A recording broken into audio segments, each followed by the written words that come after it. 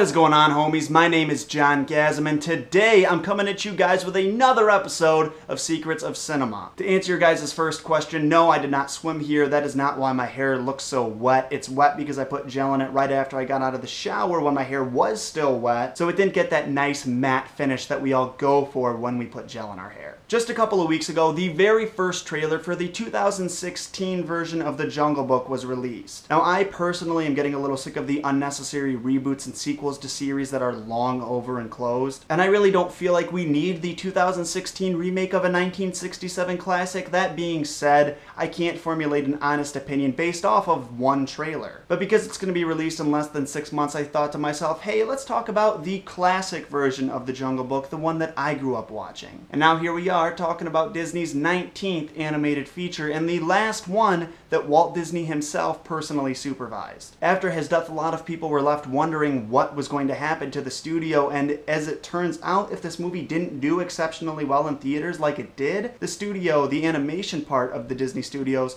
was going to close down. Despite dying during the production though, every single element of the Jungle Book story, including the ending, was supervised and approved by Walt himself. So in a way, even though the movie wasn't completely finished before his death, this is the last story that Walt Disney shared with us. This is actually the first Disney animated feature where the opening credits say who played which role. The look of the 4 Vulture characters was actually based off of the Beatles' appearance because that's who the studio wanted to play them. That is, until John Lennon vetoed the idea, and just for clarification, this is before he married Yoko Ono, so she gets away scot-free this time. This next fact I'm sharing with you guys is a little bit weird. The song that the Vultures sing, titled That's What Friends Are For, originally had a line that contained the word hover in it, pronounced Hoover. Hoover is the way that Walt Disney pronounced the word, so this in a way was a subtle reference to Walt. However, for reasons that no one is really sure about today, the line got removed. To make the backgrounds for the film, Disney animators visited real jungles in India and studied the wildlife there. All of the scatting in the film was improvised by Phil Harris and Louis Prima. If you guys don't know what scatting is, it's like in a song when the singer goes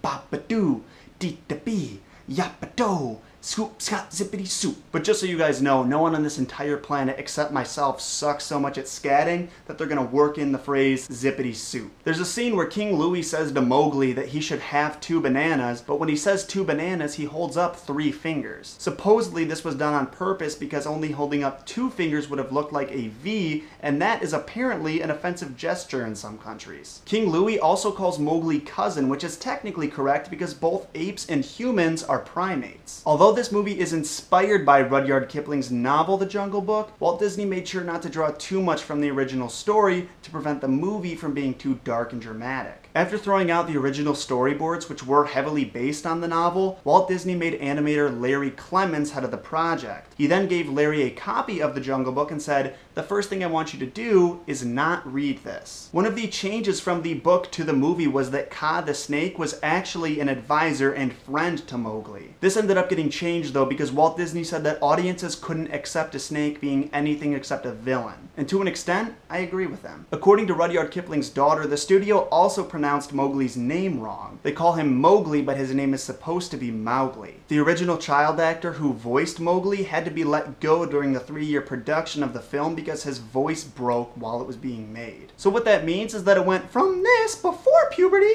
to this after puberty. It might not have been that dramatic, but I'm gonna say it was. Winifred the elephant is the only female animal to have any dialogue in the film. If you've seen the new trailer, you know that the new Jungle Book definitely didn't take Walt Disney's approach with this one. So another liberty that the studio took when making the new movie is that they made Kaa a female, voiced by Scarlett Johansson. So this way, the female demographic is satisfied because they made a traditionally male character that's also a main character a female. Shere Khan, the tiger character, was apparently a nightmare for animators to animate because of the stripes on his coat. The Hindi names for the animals are all related to their species. For example, Shere Khan means Tiger King and Baloo means bear. Both the first and last role that Verna Felton had in Disney animated films were elephants. Or were elephants or was elephants?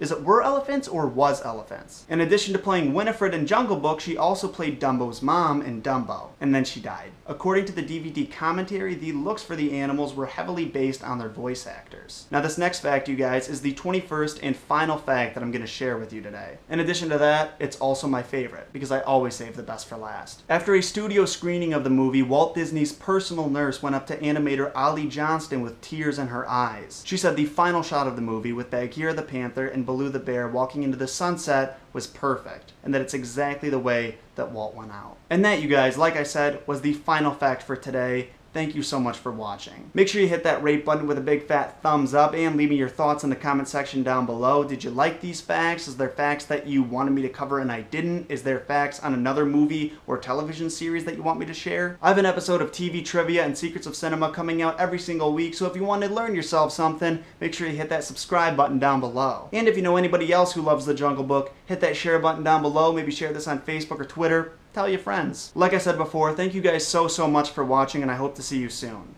Look for the bare necessities and blaze for life.